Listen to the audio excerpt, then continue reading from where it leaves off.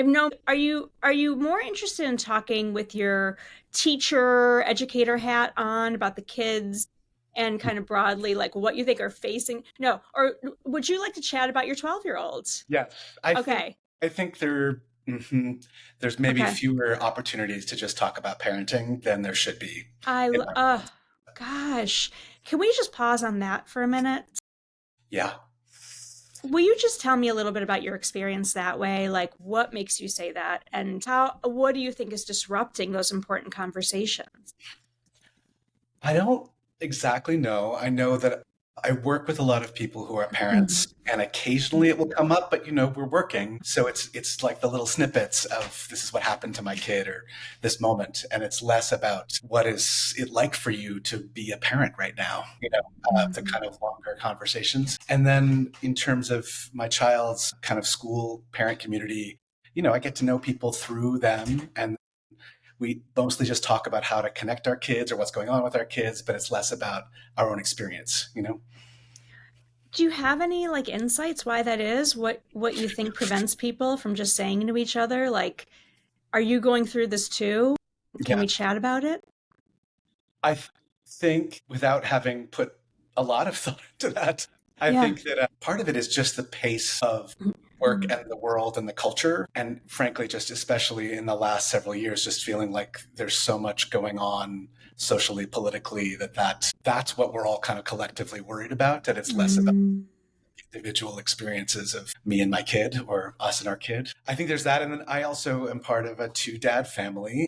I think we do efforts to try to reach out and connect with people, but there's a way in which my understanding is that moms tend to find a way to have those conversations in that community. And I feel like when I've reached out, there's been less of a kind of like assumption that I want to talk about my feelings, maybe, and just as a gendered thing. Again, this initial thoughts, I don't really know what's real. No, all of that resonates with me. I could go in so many directions here. That last thing you said is especially, I'm glad you put words to that because I talk with dads all the time in different family structures, actually, who are having that experience. Especially, I'm thinking about dads I talk to who are having experiences that the moms are talking about, that the dads who carry the mental labor for their family and are coordinating logistics and are also up at night thinking about the big parenting questions. It is true that in a lot of cisgender, heterosexual two parent families, the women are carrying that load, but that doesn't mean that's happening in all families, right? Mhm. Men are too.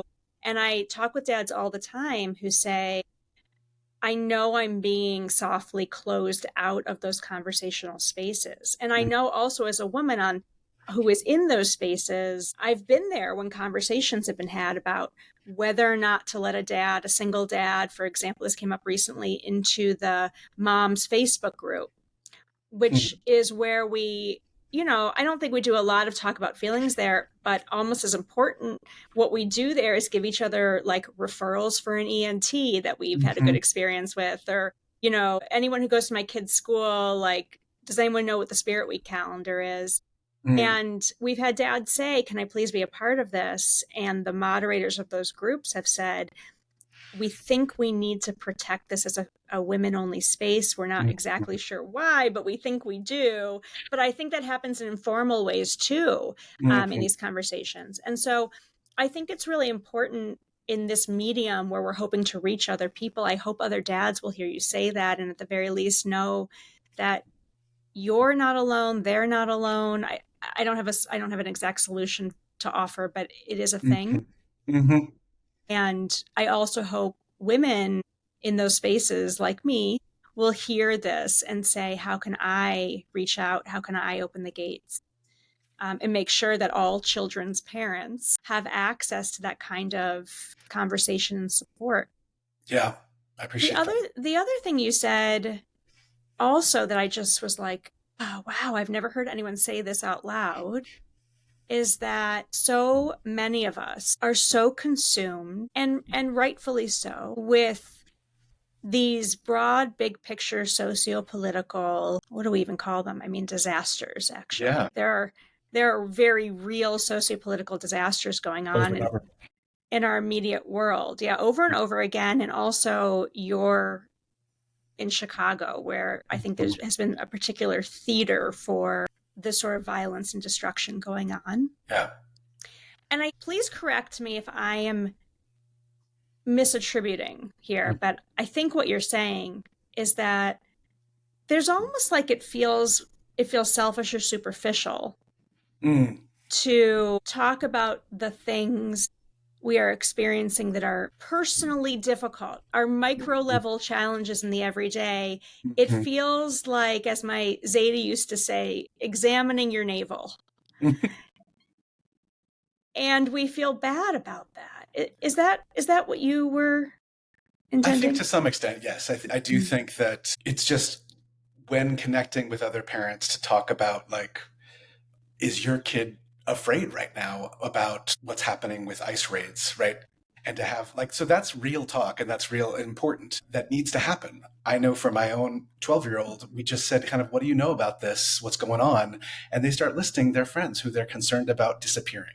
Right. That's the level of, like, the anxiety that they're holding, that we are holding is, yeah, it's just hard to then say, to pivot to say, and how do you deal with when they're kind of really rude to you at age 12? It's just, it's a little bit like those are happening simultaneously. But yeah, especially with kind of limited opportunities to have in-depth conversations, it's what rises to the top of the kind of, this started with COVID, right? And all the, how are we just keeping our kids safe, and what's your pod? And there was just, like, there's just been years of that, and then various forms of social, political, economic strife happening that, yeah, it can be hard to get into the details of, like, how do you get your kid to open up about what's happening with their friends.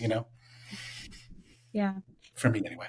Well, and I think there's two ways that I think about that. One is that it's a problem if it means that we are shutting down those equally important conversations, because the only Mm-hmm. way we change the world, the only way, is to raise children, to create a new generation of people who know how to connect and talk to one another and solve problems in human oriented, sophisticated ways. That is really the power that we have, I am convinced.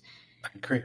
But on the other hand, there is a thread here that I think is part of why I often say there are things that we think matter so much about parenting, but when you zoom out, there are ropes we can drop in the Mm-hmm. game of tug of war, right? Like, I think both things happen when you sort of say, what's the big picture perspective here? Mm-hmm. But it is a problem when it shuts down the stuff that is about, like, okay, but how do I make sure my child is thriving in a way that they can get there to be part of the next generation who solves these problems? So, can we start there? This is a space where we can talk about those things. Mm-hmm. I appreciate that. What's on your mind?